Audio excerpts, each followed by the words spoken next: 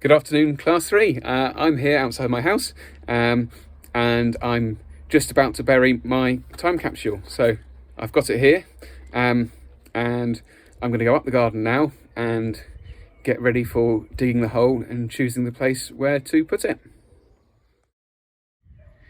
So we've arrived at my shed and I've got the choice of two tools here to dig my hole. I've got a spade on the right and what's called a mattock on the left.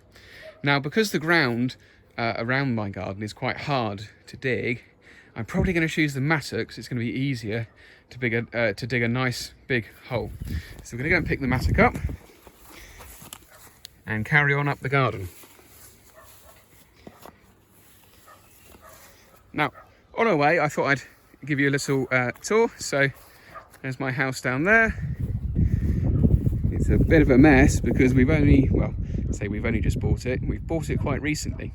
But we've been doing lots of work in the garden with all this time off on lockdown because we can't go anywhere else. And this is one of the beds we've put in. So we've put in all these plants here. These are called alpine plants. They're called alpine plants because they live in mountainous areas normally. So they like a nice steep slope. You can see there that it's nice and steep, and they like the ground really rocky. There's all sorts of different ones. They all tend to be quite small, so they can withstand all the high wind that you get on mountains. There's some more there. Okay, on we go. See, bits of it aren't finished yet. This is going to be a lawn. Hopefully I'll be able to get a climbing frame if my wife lets me. Here's another bed. I did think about putting the time capsule here, but I decided against it because I want somewhere that's going to be easily recognisable, and in the middle of the garden it might be quite hard to find it in many years to come. And I don't know whether these plants will survive up until 2050. Okay, up we come. Here's some more digging I've been doing. Mattock's been really handy for this. Here's the edge of our garden. This is going to be a hedge.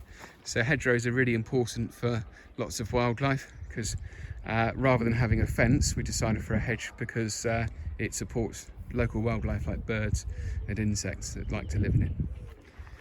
Right. And up we come to the top. Here's some more plants that we've put in. Some of them are coming into flower, but we're probably going to have to wait another couple of months before it's really colourful. And on we go. Now, here's another bed and another one. Now, I thought that this spot here, which is the edge of the garden and underneath this tree, might be the best spot to dig.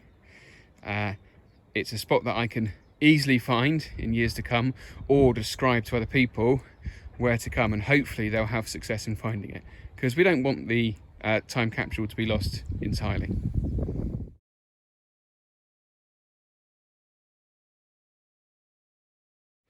Oh, well, that was hard work, but I've got a nice big hole and I've got my time capsule there ready to bury. So all I need to do now is pick it up. Well, I did say 2050 earlier, but I've actually said 2070 on here, so it's going to be in the ground for a good while. So in the ground it goes. So 50 years time. Well, who knows who'll be here. Hopefully it will still be me, and hopefully I'll be able to see it, but you never know. So in the hole it goes. I'm going to bury it, seal it up nicely, and there it will stay. Thanks for watching. Right, just as an interesting little side note to our video, we've just been doing some digging and we've found some snail eggs. Now, they were under the soil on underneath these primroses here that we're digging up, and if you look closely you can see the white there, and those are all snail eggs waiting to hatch.